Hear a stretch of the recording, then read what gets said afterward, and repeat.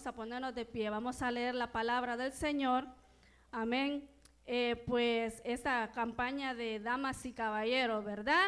Juntos, unidos, como un solo cuerpo en Cristo. Amén. De damas y caballeros. Entonces, dice el tema de la campaña. ¿Cómo se llama el tema de la campaña? A ver. Amén, amén. O sea, dice, toma tu cruz y sígueme. Amén. Entonces, mis amados hermanos, vamos a abrir la palabra del Señor. Vamos a comenzar en el libro de Éxodo 6. Bueno, te adoramos, Jesús. Gloria a Dios.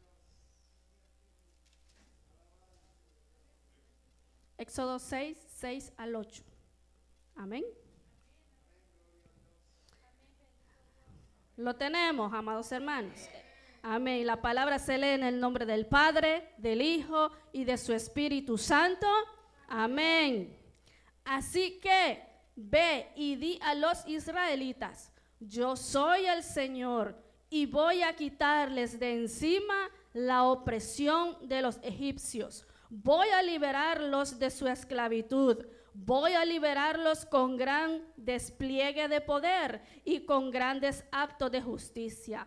Haré de ustedes mi pueblo y yo seré su Dios. Así sabrán que yo soy el Señor su Dios, que los libró de la opresión de los egipcios y los llevaré a la tierra que juré solamente con la mano en alto dar a Abraham, Isaac y Jacob.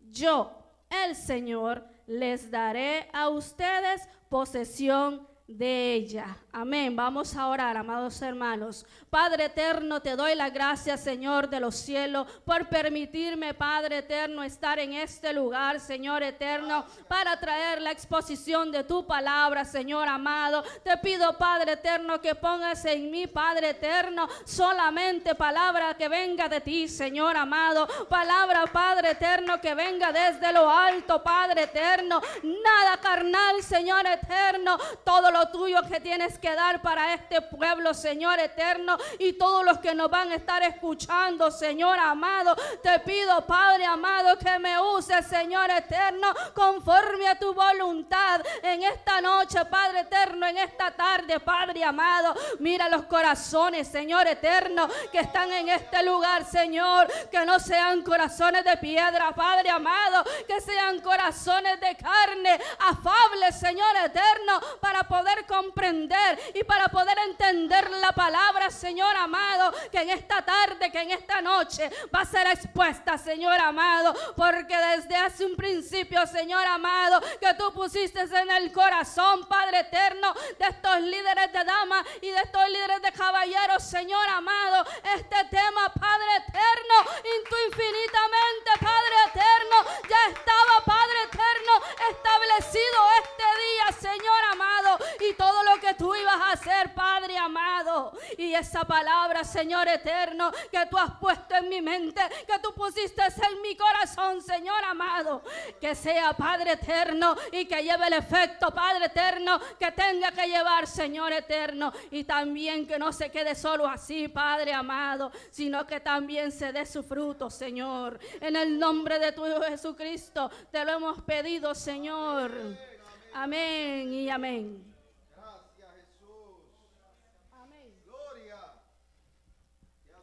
Pues el tema que el Señor me dio, mis amados hermanos, cuando el Señor me lo dio, creo que todavía no habían puesto tema. Amén. Pero el Señor ya me había dado el tema para este día.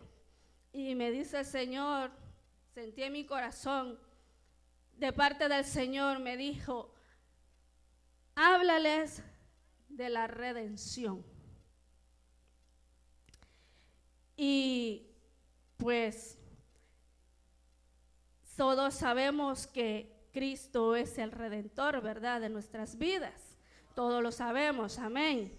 Cuando nosotros estudiamos la palabra, entendemos que hubo un pueblo, mis amados hermanos, que fue libertado del yugo de la esclavitud físicamente. Y lo acabamos de leer, que fue el pueblo de Israel, libertado del yugo de la esclavitud de Egipto. Estaban esclavos físicamente en ese lugar, ¿verdad? Entonces, cuando nosotros estudiamos la palabra, nos damos cuenta de que literalmente y mentalmente ese pueblo estaba esclavo. Y el pueblo de Israel, mis amados hermanos, en aquel lugar, hubo un tiempo que ellos se sintieron cómodos estar allí. Porque cuando nosotros leemos la historia y vemos que cuando el Señor los sacó de ese lugar, hubo un punto en el cual ellos llegaron y dijeron y renegaron y decían: en Egipto teníamos esto, en Egipto teníamos lo otro, en Egipto nos teníamos que comer, en Egipto teníamos tales cosas, ¿verdad? Entonces, ya no estaban satisfechos con lo que el Señor había hecho de sacarlos de la esclavitud. Pero el Señor los sacó de la esclavitud no por esa generación, sino es porque había hecho una promesa. Dice aquí la palabra: por la promesa con mano levantada, dice la palabra. Una promesa, cuando usted hace una promesa, usted que es humano, usted que está en pecado, usted que es carne, cuando hace un juramento, tiene que cumplirlo. Cuanto más el Padre que está en los cielos, cuando jura algo con mano levantada, tiene que cumplir esa promesa, porque Él no es un Dios mentiroso. Él es un Dios verdadero y que cumple lo que dice. Entonces es por esa promesa que Él los sacó de ese lugar, mis amados hermanos. No era por esa generación renegona, no era por esa generación que estaba atada al pecado, no era por esa generación, era por la promesa que ya le había hecho a sus padres, a Abraham, a Isaac y Jacob, mis amados hermanos. Y tarde que temprano se tenía que cumplir, y se cumplió, dice la palabra. ¿Cuándo se cumplió esa promesa? Cuando tomó a Moisés y lo separó y lo crió en Egipto. Y vemos que Moisés no era egipcio, era hebreo. De nacionalidad, ¿verdad? De nacimiento. Pero era egipcio, porque se había criado como egipcio. O sea que él conocía los dos pueblos. Él sabía quién era. Él sabía que era hijo de hebreos, pero conocía cómo se movía el pueblo de Egipto, conocía todo de ellos. Él se crió ahí, él estudió ahí. Moisés era un grande, amén.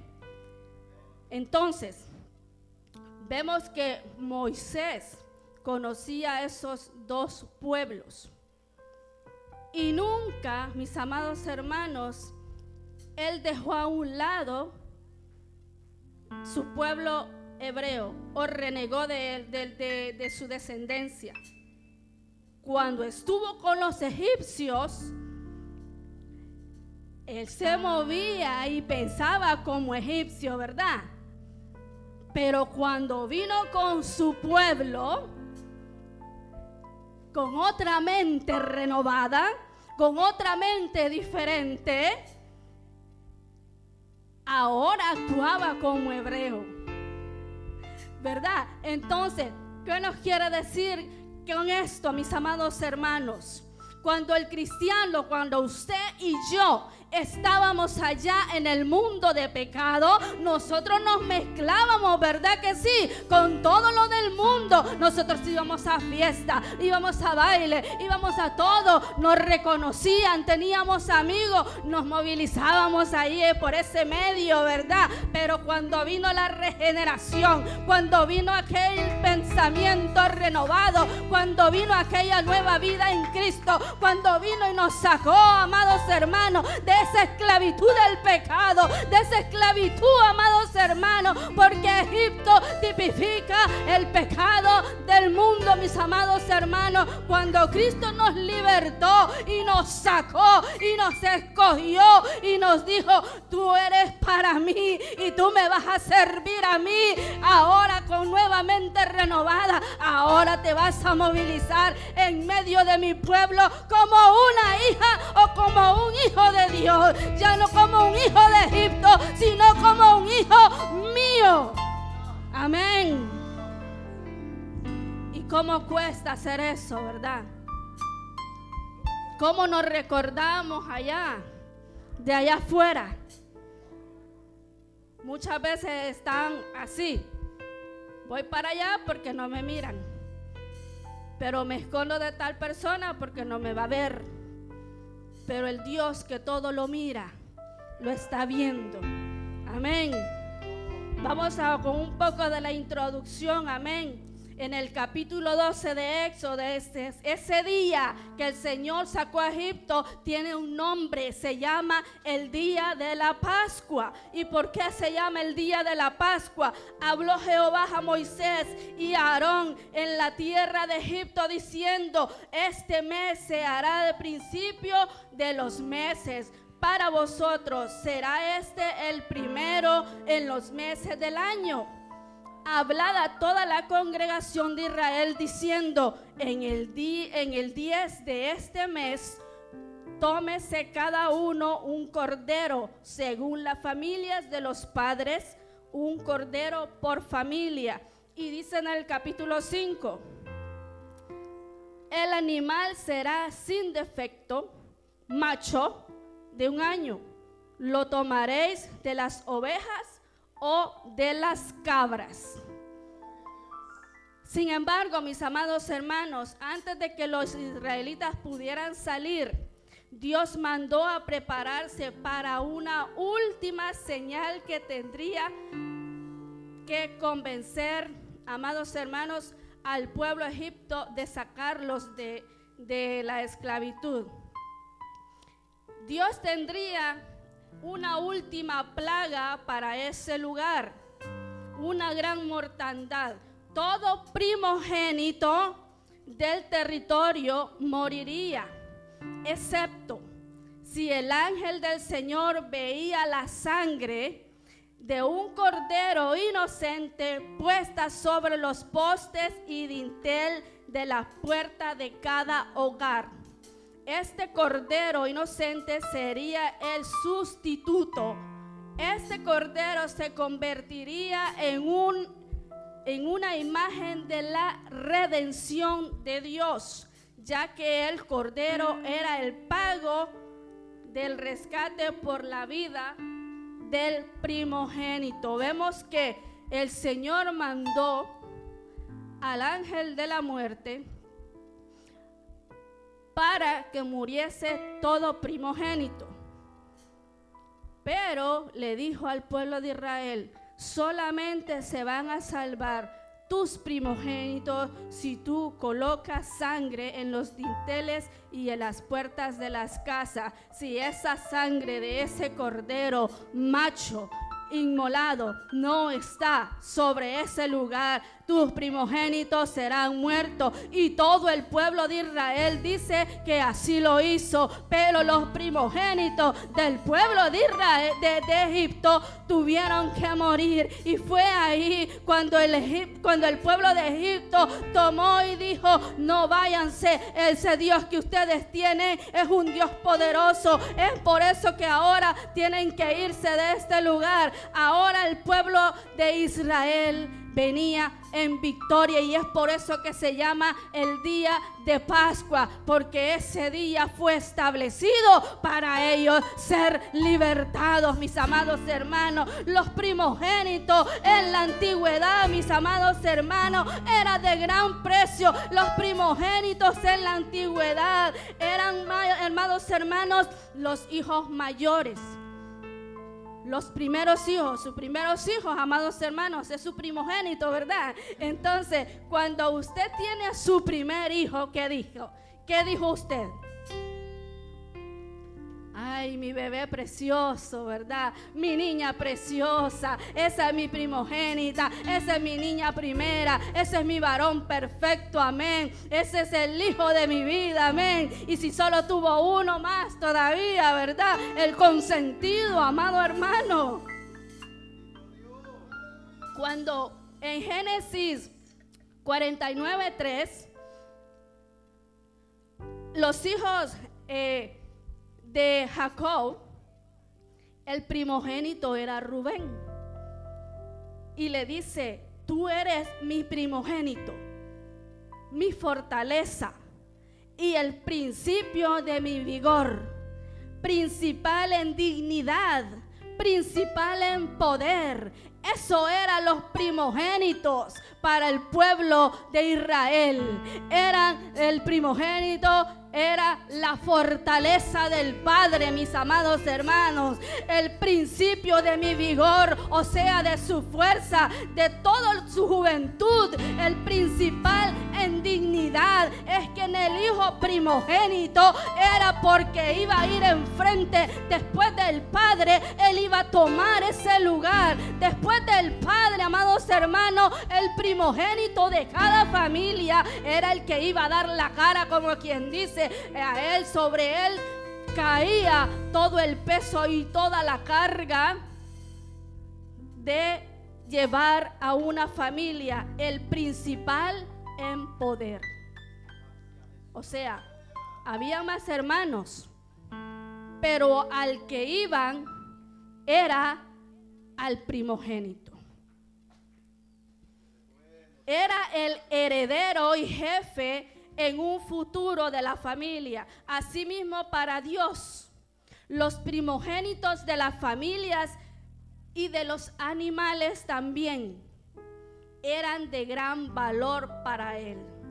Es por eso que Cristo, mis amados hermanos, vino a ser el primogénito entre muchos. Amén. Y las primicias para Dios. ¿Por qué Cristo vino a ser el primogénito entre muchos? Dice que Él entregó su vida por muchos. Amén. Y dice que Él es el Hijo del Padre, el Hijo unigénito del Padre, pero se le dice el primogénito de muchos, porque cuando nosotros venimos al Padre, nosotros venimos y aceptamos al Señor Jesucristo. Ya no somos el conocido, ya no somos el pecador, ya no somos el amigo. Ahora venimos a ser hijos legítimos de Dios, coherederos de la gracia de Dios. Es por eso que Cristo fue el primogénito entre muchos, el primero de nosotros, el que iba delante de nosotros, el que nos iba dirigiendo, amados hermanos, el que dijo: esto es lo que tienen que hacer, y si quieren venir detrás de mí, es esto lo que van a hacer. Si tú quieres tomar la cruz y venir en pos de mí, entonces te voy a enseñar y te voy a decir qué es lo que tienes que hacer, y es esto, esto y esto es lo que vas a hacer, amado hermano. No solamente así, es porque me voy a poner el pedazo de madera, amado hermano, y voy a ir y voy a caminar detrás de Cristo. No se estaba refiriendo a eso. Amén. Hebreos 1:2 dice así: en estos postreros días nos ha hablado por el Hijo, a quien constituyó heredero de todo y por quien asimismo hizo el universo. Podemos ver nuevamente que Cristo es el heredero de todo, que se hizo todo para Él y por Él, amados hermanos. Todo rueda a Él, amados hermanos. Ahora ya entrando un poco al tema de la redención. Redención se denomina a la acción y efecto de redimir. Es la liberación de personas de alguna condición de esclavitud o prisión, de una situación o dolor o un castigo, o de una obligación o compromiso o una deuda. Y así estábamos nosotros. Así estábamos nosotros. Amén. Nosotros éramos esclavos del pecado, de una situación, de algún dolor, de alguna enfermedad, del mundo que no podíamos salir, que sentíamos que en ese mundo muchas veces nosotros quizás como jóvenes pensamos de que estamos equivocados. ¿A quién yo le hago caso? ¿Le hago caso a mi mamá? ¿Le hago caso a lo que dicen en la iglesia? ¿O le hago caso a mis compañeros en el colegio? Déjame decirte, joven, que la palabra dice que es el camino que debemos seguir, que el camino correcto es Cristo. No es lo que dice tu amigo, no es lo que dice en la escuela, no es lo que dicen allá afuera, es lo que dice la palabra del Señor. Ese es el camino que debes seguir, ese es el camino correcto que debes seguir, joven que está en este lugar, porque dice: en Cristo tenemos redención mediante su sangre, el perdón de nuestros pecados. Amados hermanos, nadie más allá afuera me va a perdonar los pecados, nadie más allá afuera me va a redimir, nadie más allá afuera por mí va a hacer algo que me diga y te voy a quitar los pecados, porque Cristo ya lo hizo en esa cruz del Calvario. Si alguien te viene a decir, joven que estás en este lugar, caballero que está en este lugar, dama que está en este lugar, niños que están en este lugar, yo voy a hacer algo por ti y te vas a sentir mejor. Mentira, porque dice la palabra que Cristo ya lo hizo todo. Cristo ya lo hizo en esa cruz del Calvario. Cristo ya peleó por mí. Nadie más lo va a hacer, porque Cristo ya lo hizo. Dice: yo ya los redimí. ¿Qué más están esperando? Yo ya los redimí. Amén. Por medio de Cristo, mis amados, que hemos sido redimidos. Dice Isaías 53: este siervo sufriente de Jehová llevará nuestras enfermedades y dolores. Sería herido por nuestras rebeliones y molido por nuestros pecados. Sería un cordero llevado al matadero. Cargaría con nuestros pecados el poder, su vida en expiación por el pecado. Y llevaría el pecado de muchos. Qué exposición más clara, amado hermano, de la palabra y de la obra de redentora de Jesucristo, como lo describe el libro de Isaías capítulo 53. Sabemos que en la Biblia y al estudiar la palabra, uno de los símbolos de redención es la plata. La plata, mis hermanos, en la antigüedad llegó a ser muy valiosa. ¿Por qué razón? Durante la edad de bronce, mis amados hermanos, la plata entre el año 3000 y el 1200 antes de Cristo comenzó a destacarse como un metal valioso y un símbolo de poder y riqueza. En el Imperio Romano, el auge del Imperio Romano marcó un punto crucial en la historia de la plata. porque se dedicaron a crear un sistema que fuera más duradera la plata, teniendo características únicas en brillo, y entre más pura era más preciada. Y entre más pura era esa plata, era más de color blanco y no tenía que tener olor alguno. Porque si esa plata tenía olor a azufre, era porque estaba mezclada, no tenía el mismo valor. Amén.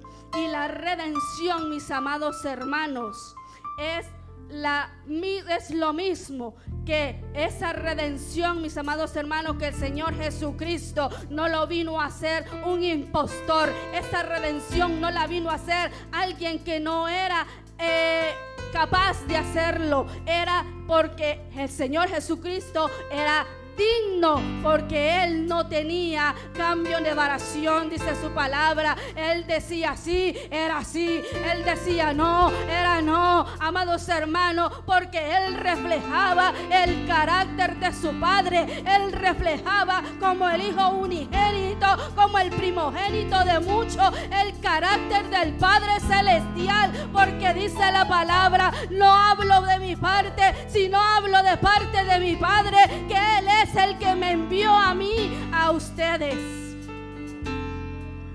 En la cultura hebrea, 30 piezas, escuche bien, no dice monedas, piezas a moneda es diferente.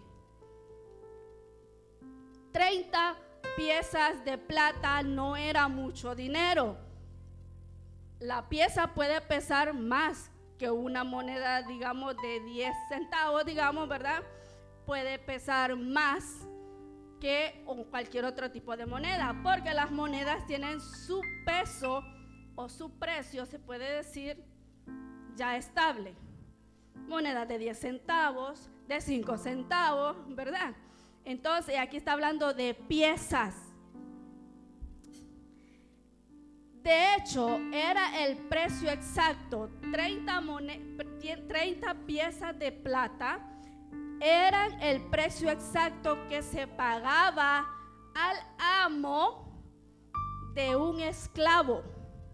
Si su esclavo era corneado por un buey, esto lo podemos leer, no me lo estoy inventando, en Éxodo 21:32. Así dice la palabra. El título que tiene en la Biblia dice Leyes de los esclavos.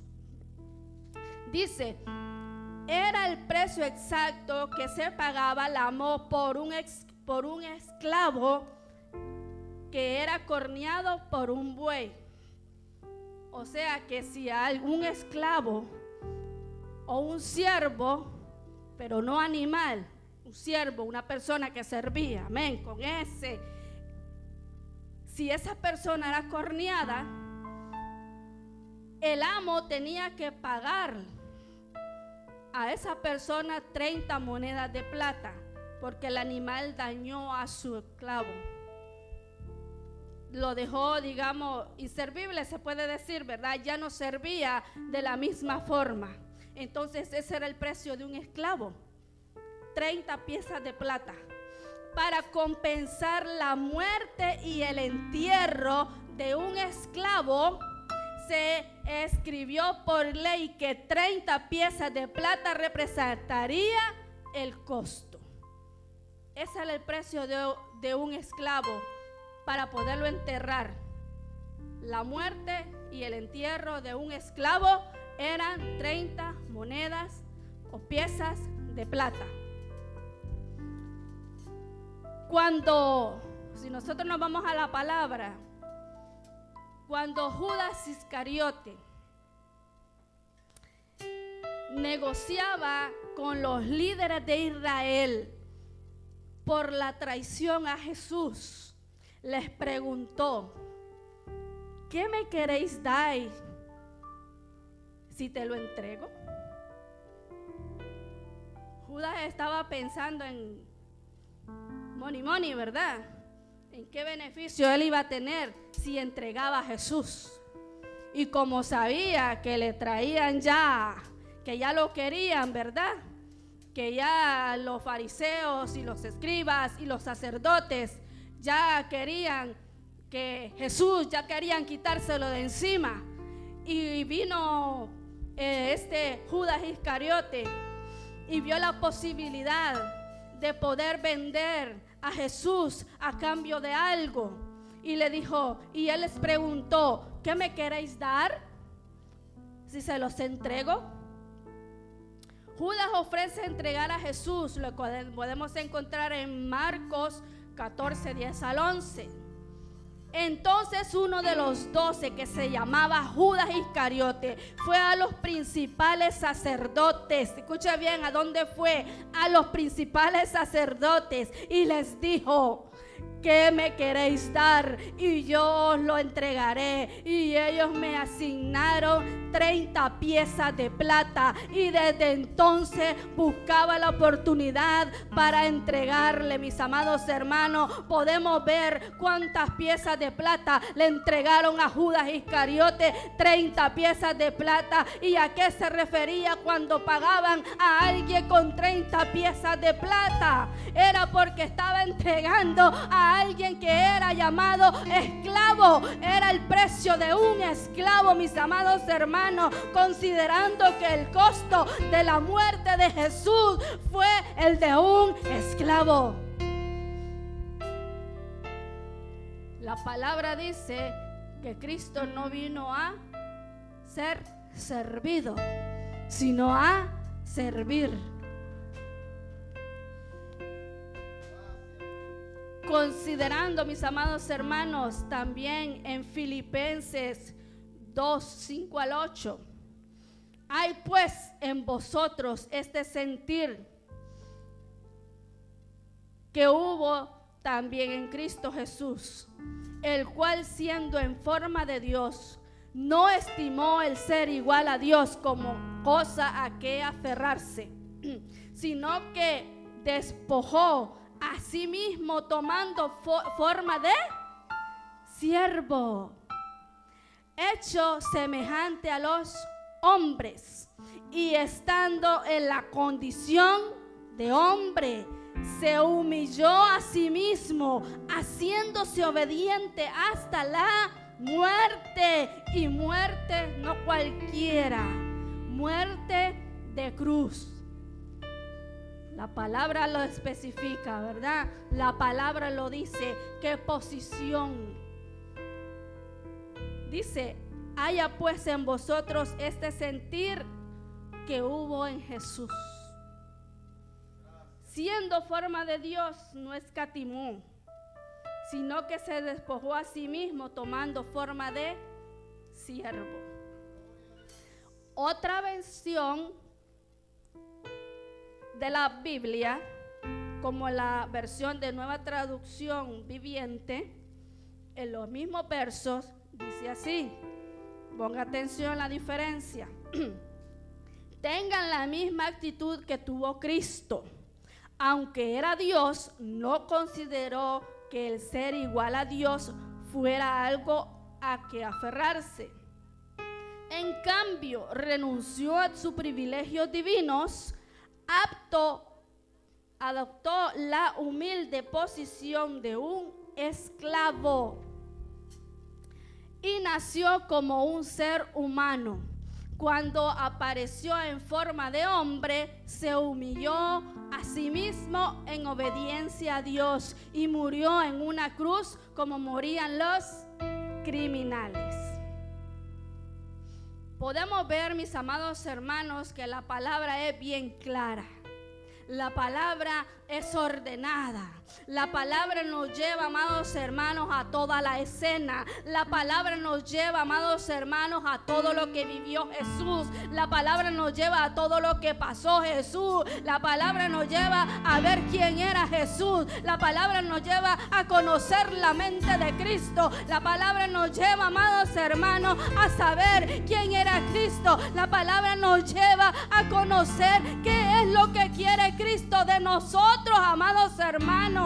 Bien clara está la palabra. No necesita interpretación de libro, no necesita interpretación de hombre, no necesita nada más que leer la palabra por medio de su Espíritu Santo de Dios, amados hermanos, y el mismo Dios se encargará de darle el entendimiento. El mismo Espíritu de Dios le va a sentir en su corazón cuál es el camino correcto que usted tiene que seguir para poder ponerse esa cruz cada día, dice la palabra, no una vez, cada día, y seguirlo a Él. Si usted quiere ser un siervo de Dios, si usted quiere ser un ministro de Dios, si usted quiere ser un discípulo de Dios, tiene que hacer lo que dice la palabra cada día, no cuando me conviene, no cuando soy presidente de caballeros, no cuando soy presidenta de damas,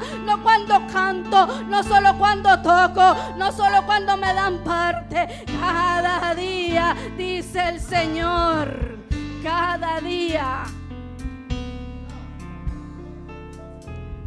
Y tocando un poco el tema que ustedes tienen en esta campaña, no puedo dejarlo fuera, amén.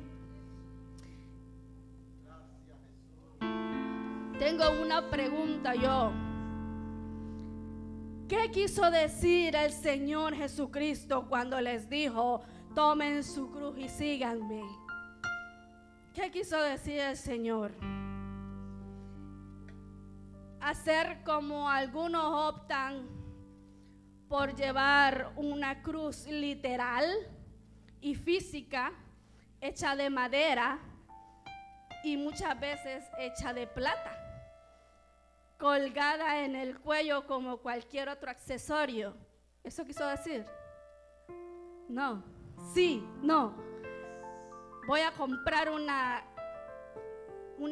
crucifijo de plata para que sea mejor, ¿verdad? De mayor peso, para que sea mejor.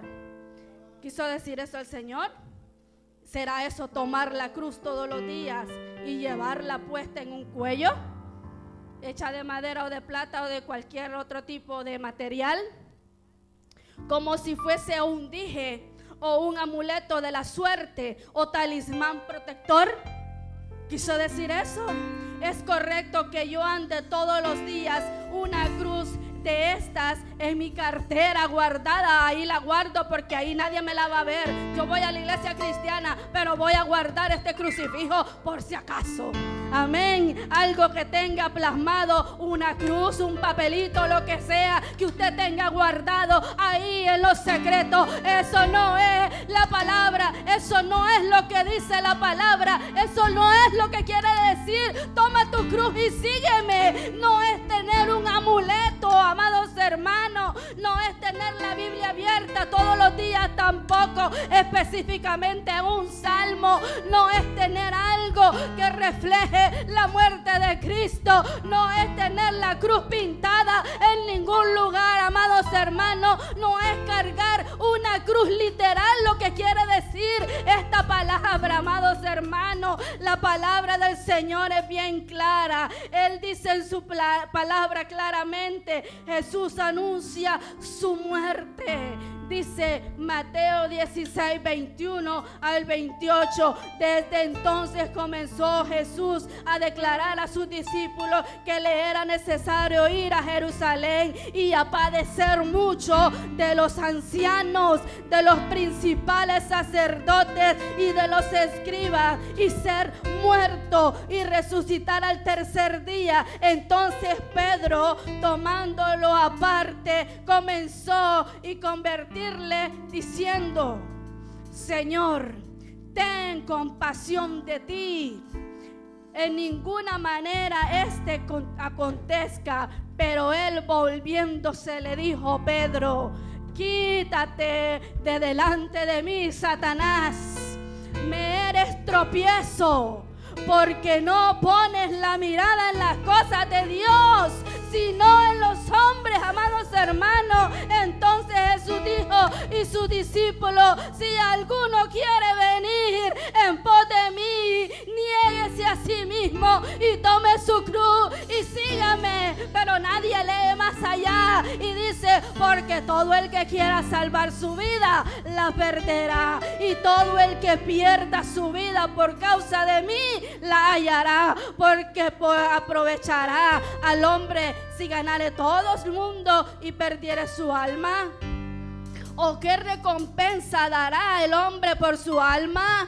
Porque el Hijo del Hombre vendrá en la gloria de su Padre con sus ángeles, y entonces pagará a cada uno conforme sus obras. De cierto os digo que hay algunos que los que están aquí no gustarán la muerte hasta que hayan visto al Hijo del Hombre viviendo en la cruz y en su reino. No nos gusta leer un poquito más para allá, más para abajo. No nos gusta, porque a nadie le gusta morirse. ¿Se quiere morir usted ya? Nadie levantó la mano.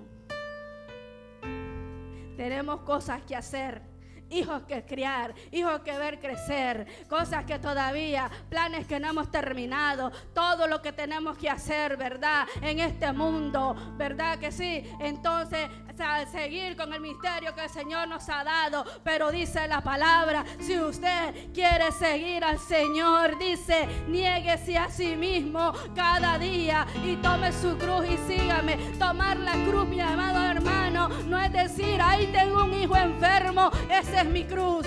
Ay, mi hijo es mi cruz. Su hijo no es su cruz, amado hermano. Él dice, niégate a ti mismo y sígueme, y ser muerto en delitos y pecados, porque dice la palabra, dice Pablo, ya no vivo yo, sino con Cristo he sido juntamente crucificado en aquella cruz del Calvario. Pablo sabía que era lo que tenía que hacer. Pablo sabía que tenía que despojarse cada día de lo que él, ya no era lo que Pablo quería, ya no era lo que Pablo pensaba, era porque Dios le decía, Pablo, ahora te vas a mover, ahora vas a ir allá, ahora vas a ir a aquel país, ahora te vas a mover, ahora no te vas a mover y te vas a quedar aquí. No era cuando Pablo quería, era porque Pablo sabía que era lo que Dios quería. Amén. Y es por eso que nosotros vemos aquellas palabras al final que dijo Pablo, ya lo he hecho todo, amén. Ahora solo me espera ¿qué? La corona, amén, que el Señor me dará en aquel día. Amados hermanos, cuando Dios llame a Pablo de entre los muertos, así cuando nos vayamos nosotros también, si ya estamos muertos, Él nos va a resucitar con un cuerpo glorificado, amén, y juntamente iremos con Él, amados hermanos, amén. Pero también cuando leemos Hebreos 2:20, dice así,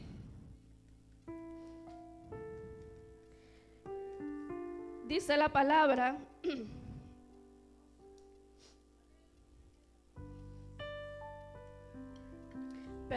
Pedro 2:24, Él mismo llevó nuestros pecados y su cuerpo sobre la cruz, a fin de que muramos al pecado y vivamos a la justicia, porque por sus heridas fueron ustedes sanados. Él mismo, dice, llevó nuestros pecados en su cuerpo sobre la cruz, a fin de que muramos al pecado y vivamos la justicia, porque sus heridas fueron ustedes sanados. Nadie más llevó, nadie más lo llevó. Si es cierto, alguien le ayudó a llevar la cruz a Jesús, ¿verdad? Alguien le ayudó a llevar la cruz a Jesús. Sí, alguien le ayudó a llevar la cruz a Jesús, pero ese que le ayudó, pero ese que le ayudó no lo clavaron ahí arriba, ¿A quién clavaron? Fue al Señor Jesucristo. Amén. No fue el hombre que le ayudó a llevar la cruz. Usted me va a decir, pero Cristo no llevó la cruz porque le ayudaron. El que murió, amados hermanos, por ese que llevó la cruz también, y por usted y por mí, se llama Jesús de Nazaret, el Cordero inmolado, aquel que fue hallado digno, el único, amado hermano, entre los hombres que andaban buscando y no encontraban uno, y el ángel allá arriba lloraba y decía: ¿quién es el digno de abrir los sellos? Y es ahí el Cordero inmolado, amados hermanos, el que tenía que hacer el vallado. Amén. Comprendemos un poco más a qué se está refiriendo Jesús al decir: tomen su cruz cada día y síganme. Es a morir nosotros cada día, a nosotros mismos, a morir cada día al pecado, a morir cada día, amados hermanos. Es cierto que Jesús murió por nosotros para quitar los pecados del mundo, de la humanidad, de nosotros, pero todavía estamos en esta carne. Dice una alabanza mal cantada, perdóneme usted, pero dice, él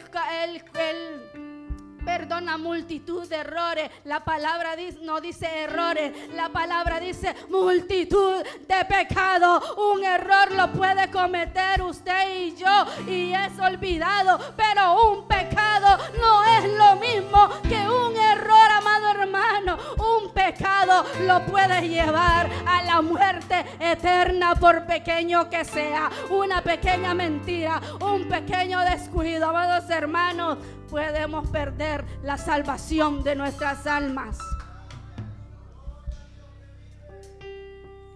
Ahora, un poquito de historia para que podamos comprender un poquito más. Amén. Y si me perdona si ya es tarde, pero si no, pues yo estoy desde las 11 de la mañana. Amén, hasta antes. Amén. Un poco de historia. La muerte por crucifixión. ¿Qué era la muerte por crucifixión? Aunque se haya convertido en el símbolo de castigo romano, en un origen la crucifixión fue concebida muy lejos de Roma. Los primeros registros que se tienen que este procedimiento como método de ejecución datan del imperio aqueménida, aunque probablemente se usara en Asiria. Bajo el mandato persa, según sus creencias, el fuego y la tierra eran sagrados. Y enterrar o quemar a un criminal, escuche bien, a un criminal, contaminaría estos elementos, o sea, la tierra y el agua. Si un criminal se moría, y si alguien lo enterraba en la tierra, ya esa tierra estaba contaminada. Es por eso que ellos, por lo que se les clavaba en leños de madera para dejarlos morir y que las aves carroñeras dieran cuenta de sus restos. Ahí fue el comienzo de las crucifixiones. Ahí fue el comienzo de usar este tipo de prácticamente esa era como una tumba que tenían ahí para estos criminales. No los enterraban, los dejaban clavados en un madero para que las aves carroñeras acabaran con ellos. Los romanos entraron en contacto con estas prácticas durante su expansión por el Mediterráneo. Griegos y cartagineses le conocían por mano de los persas, y el propio Alejandro Magno la practicó contra los supervivientes de las ciudades que habían puesto con más fuerza a su conquista. Para estos otros pueblos, la crucifixión representaba un método de ejecución particularmente cruel y humillante. El condenado podía morir en cuestión de horas o al cabo de varios días. dependiendo de la circunstancia, pero en cualquier caso resultaba una imagen terrible que servía de escarmiento y advertencia en el siglo I antes de Cristo para aplastar la rebelión de esclavos liderada por Espartaco. Unos 6,000 prisioneros fueron crucificados a lo largo de la vía Pía. Si usted quiere estudiar más, vaya a estudiar. Y como es que la cruz entonces vino a ser como una especie de talismán a muchos, como estábamos hablando anteriormente. ¿Quiere saber cómo fue? Usted ya lo sabe. En el año 312 después de Cristo, hubo un personaje llamado Constantino. Tuvo una gran visión de una cruz en el cielo y más tarde, y que lo usaría como un talismán en todos los combates contra sus enemigos. Él tuvo una gran visión, dice él, y está escrito en los estudios de Constantino, en Historia de la Iglesia, de que él dice que tuvo una gran visión y vio una cruz, amén, y que esa cruz le iba a ayudar a él a ganar todos los combates, todas las guerras que él iba a tener, amados hermanos, y él vino y adoptó esa forma de cruz. Ahora lo tuvo no como nosotros lo tenemos, amados hermanos, no como nosotros, como la palabra lo dice, sino como un amuleto, como algo que lo iba a ayudar a ganar las guerras. Entonces, aquí también nació el santiguarse, hacer la señal de la cruz en la cara, en la boca y en el pecho.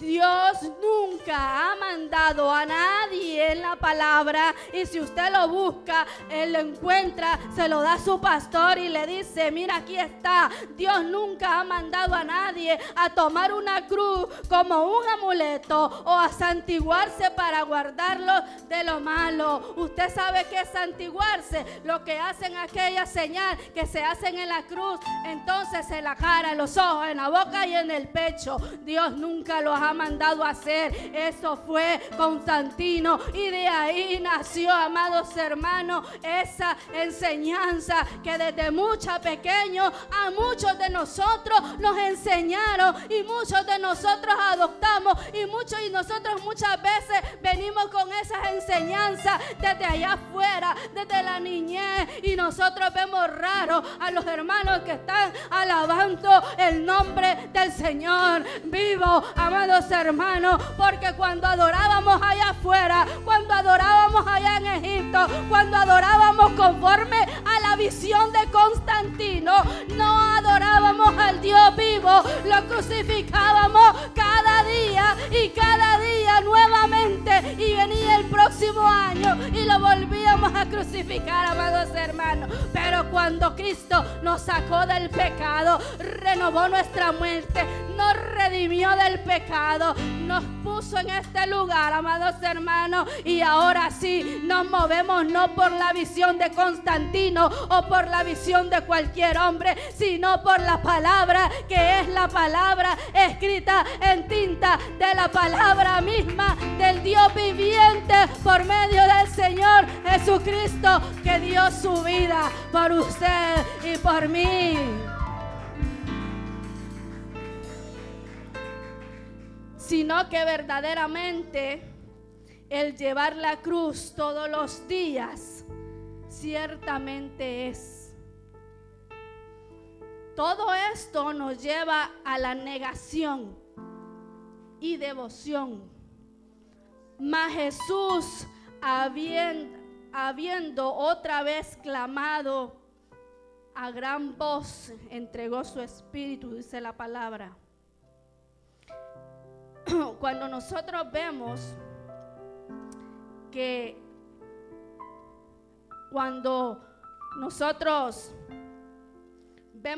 el Señor Jesús acá Si nosotros leemos la palabra, dice, y he aquí el velo del templo se rasgó. Cuando el Señor Jesús estuvo en aquella cruz, clavado en el madero, en forma de siervo, el precio que pagaron fue por ese siervo 30 piezas de plata. He aquí el velo del templo se rasgó en dos, de arriba abajo, dice la palabra. Y la tierra tembló y las rocas se rompieron, y se abrieron los sepulcros, y muchos cuerpos de los santos que habían dormido se levantaron y salieron de los sepulcros. Después de la resurrección de él, vinieron a la santa ciudad y aparecieron a muchos. Así como Moisés, mis amados hermanos, en aquel tabernáculo, así como Moisés condujo a los judíos fuera de la esclavitud de Egipto, asimismo Jesús guía a los pecadores creyentes fuera de la esclavitud del pecado. Dios le dio instrucciones claras y precisas a Moisés al sacarlos con mano dura de Egipto, guardando sus vidas. Celebraría en la Pascua la fiesta señalada que un nuevo año comienza para los israelitas, pero para el creyente, mis amados hermanos, las cosas viejas pasaron, he aquí todas son hechas nuevas, dice la palabra del Señor. Amados hermanos, en Cristo nació una nueva esperanza, un nuevo pacto, una nueva reconciliación. En esa cruz del Calvario terminó toda esclavitud. En Cristo nació todo nuevo. Aún la tierra, amados hermanos, fue redimida por la sangre de Cristo. Comerían el pan sin levadura el pueblo de Israel. Jesús fue ese cordero que fue examinado por Anás, por Caifás, por Pilato, por Herodes, y fue hallado sin defecto, dice, sin ninguna falla, sin pecado, sin contaminación.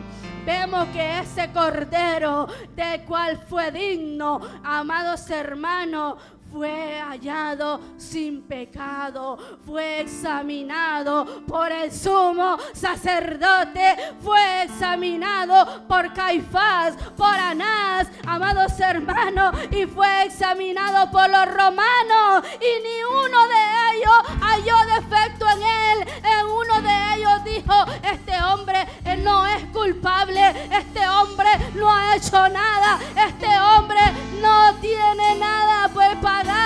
Pero aún así, dice la palabra, no escatimó ser el Hijo de Dios y se entregó para dar su vida para ti y por mí. Tú que estás en esta noche, si tenías en poco lo que Cristo hizo en esa crucifixión, si tenías en poco el camino que Dios cruzó para llegar al Gólgota, si tenías en poco todo lo que pasó el Señor Jesucristo caminando a ese lugar llamado de la Calavera, a ese lugar conocido como el Matadero, a ese lugar donde iban los peores criminales a ser asesinados. En ese lugar no escatimó, dice la palabra, pero por amor al Padre que lo envió, y por amor, amados hermanos, a la herencia que le corresponde por heredad, a la herencia que le corresponde por derecho propio, por ser el primogénito, por ser el unigénito del Hijo de Dios. Usted y yo somos herencia. Usted y yo somos esa herencia, amados hermanos. Somos esa para el Padre, Señor.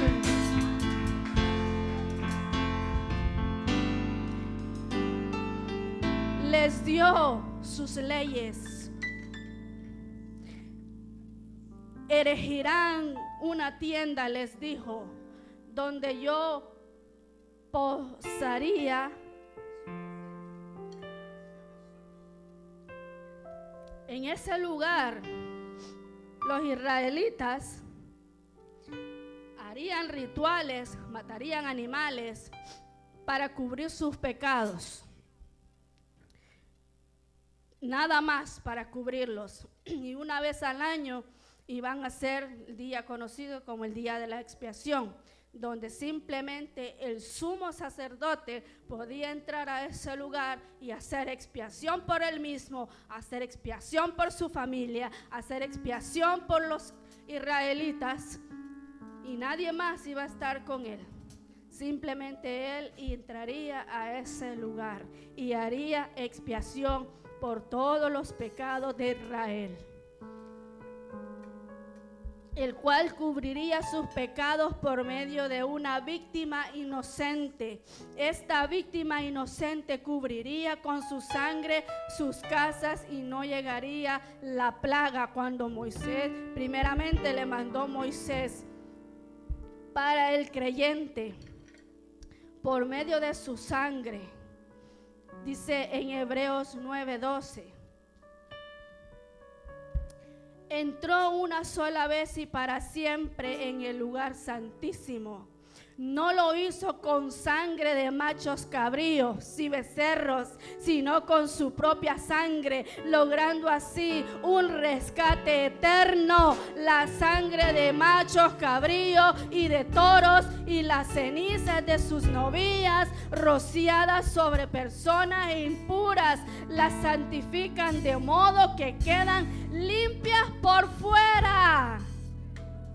Si esto es así, ¿cuánto más la sangre de Cristo, quien por medio del Espíritu Eterno se ofreció sin mancha a Dios, purificada nuestra conciencia de las obras que conducen a la muerte, a fin de que sirvamos al Dios viviente? Escuche bien para qué es el sacrificio. ¿Por qué es el sacrificio? Por quien por medio del Espíritu Eterno ofreció sin mancha a Dios. Y dice, purificará nuestra conciencia de las obras que conducen a la muerte.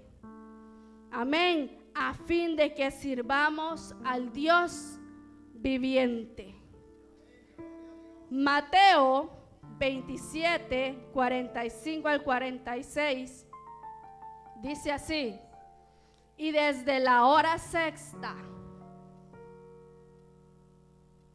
hubo tinieblas sobre toda la tierra hasta la hora novena.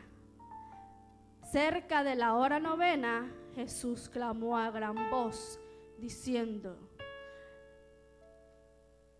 esto, Dios, Dios, ¿por qué me has desamparado?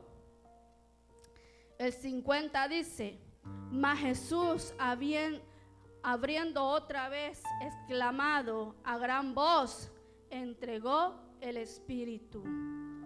Y he aquí, el velo del templo se rasgó en dos, de arriba abajo, y la tierra tembló, y las rocas se partieron, y se abrieron los sepulcros, y muchos cuerpos de santos que habían dormido se levantaron y salieron de los sepulcros después de la resurrección de él.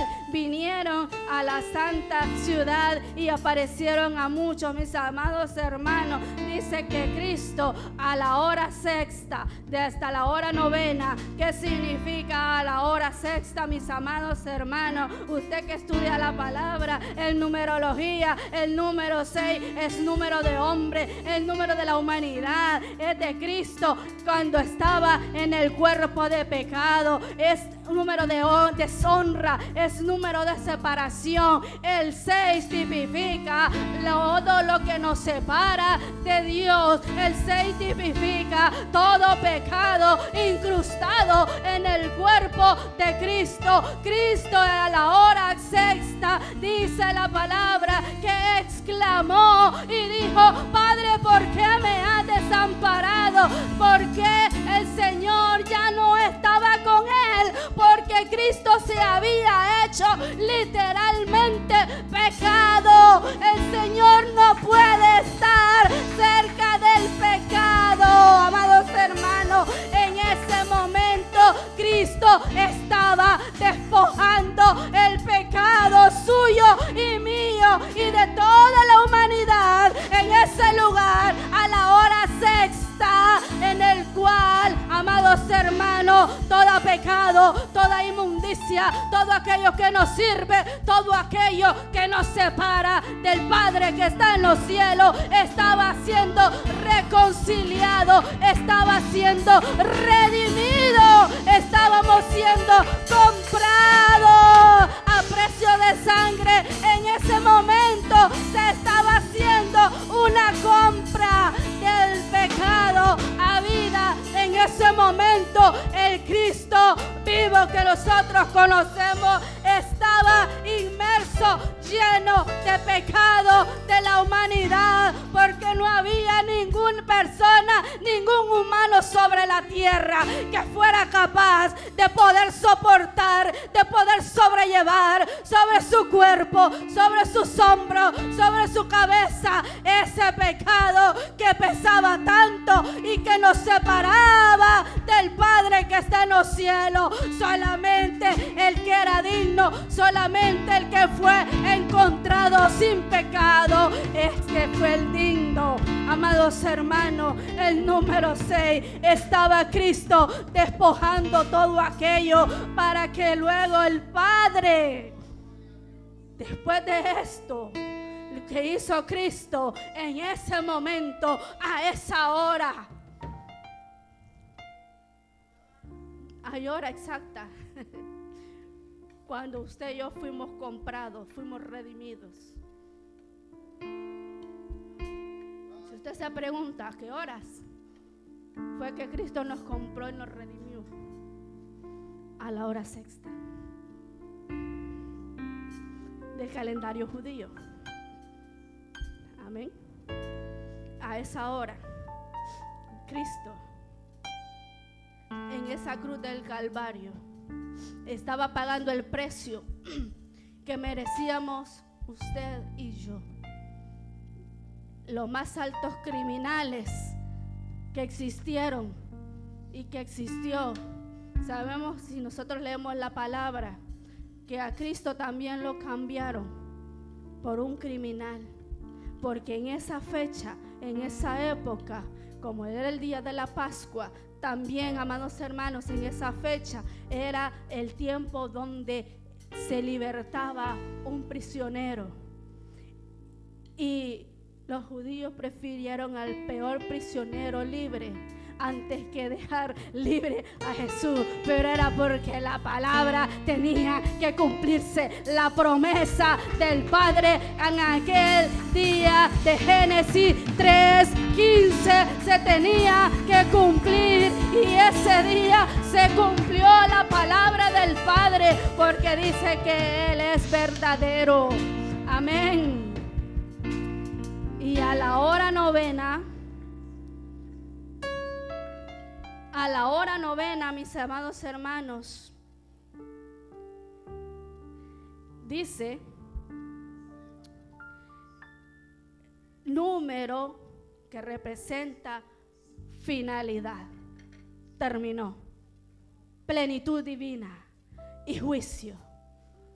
Se estaba terminando la separación de la humanidad del Padre, terminando toda maldición, terminando toda enfermedad, se estaba terminando toda crueldad, se estaba terminando toda la muerte, se estaba terminando la mentira sembrada por Satanás, amado hermano, porque el que sembró la mentira, el que sembró la muerte, el que sembró el pecado, se llama Satanás, amados hermanos. Y en ese lugar Dios estaba exhibiendo, amado hermano, en esa cruz,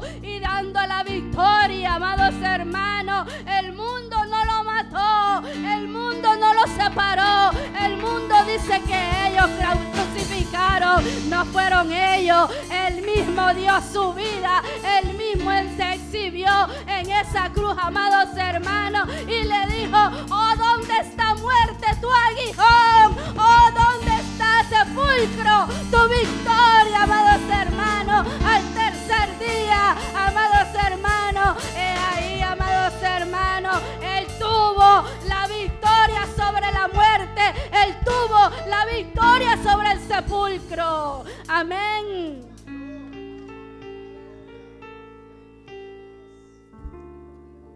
Y en cuanto a ese velo se rasgó, entonces dijo el Padre: ahora sí pueden entrar, ahora sí tienen acceso ante mi presencia. Comenzó un nuevo pacto llamado la gracia. Ya no a precio de cordero, ya no a precio de macho cabrío, ya no a precio de animalito, ya no a precio de nada, a precio de Cristo, de una vez y para siempre, porque dice que cuando se rasgó ese velo, el sumo sacerdote, que es Cristo Jesús, entró de una vez y para siempre en ese lugar. Y es por eso que nos dice esta noche: si tú quieres venir en pos de mí, si tú quieres tomar esa cruz y me quieres seguir, esto es lo que tienes que hacer. Tienes que morir a ti, tienes que morir a tus pecados, tienes que ser nueva criatura, tienes que renovar tu mente, esa mente que te hace ser infeliz, esa mente que te hace cruel con los demás, esa mente que te hace ser hipócrita, esa mente que te hace ser calumniadora,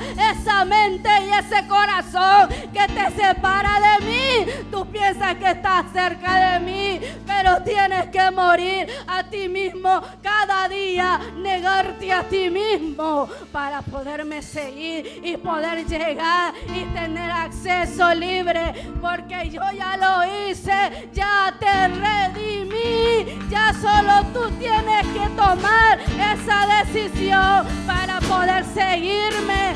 Yo ya lo hice, ven en pos de mí, yo ya lo hice, yo ya hice el trabajo, ahora te toca a ti seguirme a mí, porque el acceso ya yo lo abrí. El acceso al Padre Celestial es aquel, ese día que moría en la cruz del Calvario, ese día. No mueres más, no esperes más, levántate y alaba al Cristo, aquel que ya lo hizo por ti y por mí. Ese acceso está ahí abierto, ese acceso ya está ahí. ¿Qué estás esperando? ¿Qué estás esperando para ir a traer a otro que vengan en pos de mí? ¿Qué estás esperando? ¿Qué estás esperando? Ve allá afuera y trae a otro para que tengan acceso a ese lugar que solamente llega al Padre, a ese lugar que solamente por medio de la sangre de Cristo es que nos redimió, es que nos edificó, es que nos levantó. Solamente tienes que levantarte y caminar en pos de mí. Yo ya te dejé las directrices, yo ya te dejé las pautas, ya te dejé qué es lo que tienes que hacer. Solamente tienes que hablar de mi palabra y yo voy a hacer el trabajo, yo lo voy a hacer.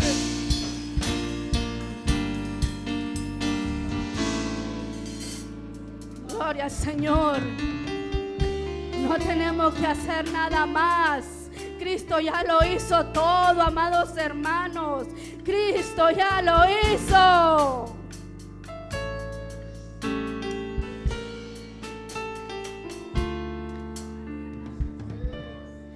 Él ya nos redimió, amados hermanos, por medio de ese sacrificio que hizo en esa cruz del Calvario. Amén. Gracias, Señor eterno.